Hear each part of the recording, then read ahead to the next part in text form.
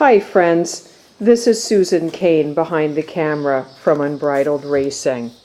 I wanted to share with you a very deeply personal and devastating story. This is my horse, Clint Eastwood. I foaled Clint, I raised him, and I've spent nearly every day of my life with him, with the exception of the time that he was in training at the racetrack and on a training farm. Clint was placed into a racing partnership.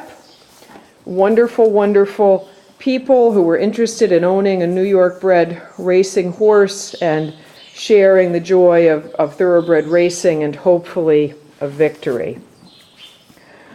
Racing has received a lot of bad press recently, and in my opinion, rightfully so. And the reason I'm sharing this story is because Clint received an injury that is, in my opinion, after a lifetime in the horse business, a career-ending injury. However, in another barn or in another set of hands, he would be poked and prodded with needles, drugged up, and every effort made to return him to racing. Clint bowed a tendon. This is his right front tendon. And there are a myriad of treatments available, from stem cells to platelet-rich plasma to icing to laser therapy to whirlpools to hyperbaric chambers to expedite the healing of the fibers that have torn right here in this tendon.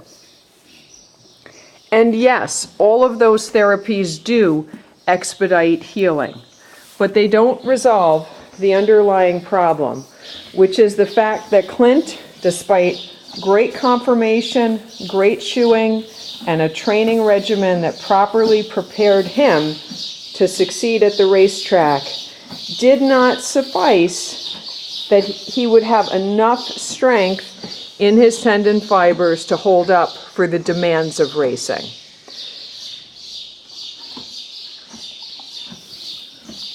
Here you can see this tendon profiled, and this is the same injury that Union Rags and I'll Have Another recently retired from.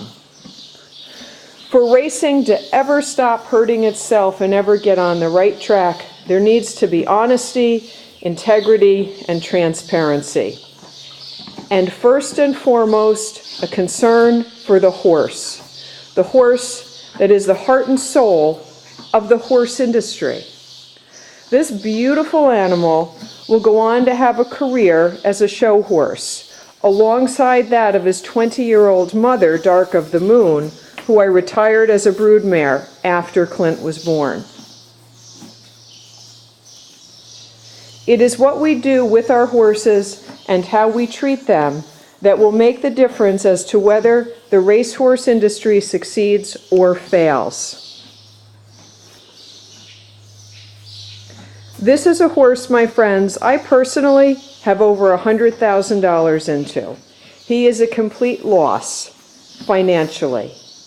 And there is no way anybody could give me any amount of money to go through all of the procedures that he would need to expedite healing and ultimately return to racing. Yes, he may get a race or two into him with a repaired and healed tendon. But I can tell you these tendons, once they are compromised, they will lead to a skeletal or structural failure, which will result in catastrophic injury. I would encourage all of you that are involved with horses to always consider your horse first. Doing the right thing by the horse can only be and lead to super good karma for you with other horses. This horse is not an asset. He's not a commodity. He's a sentient being, a living and feeling creature. He did everything he was asked. He tried his best. He had several wonderful breezes. He's got a big heart, as do most horses. And you can see by the expression on his face, he's concerned about his own care and well-being. What did he do? What did he do that his leg hurts all of a sudden? Why is he in this new situation? Why did he go from training to 5 days of rest and ice on his leg? Think of it, my friends, from the horse's perspective.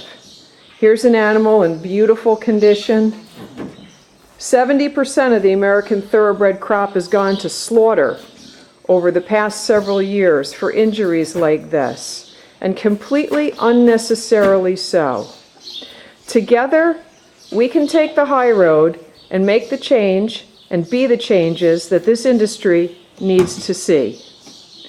So when you have a horse that gets injured, which most of them do at some point, please do the right thing.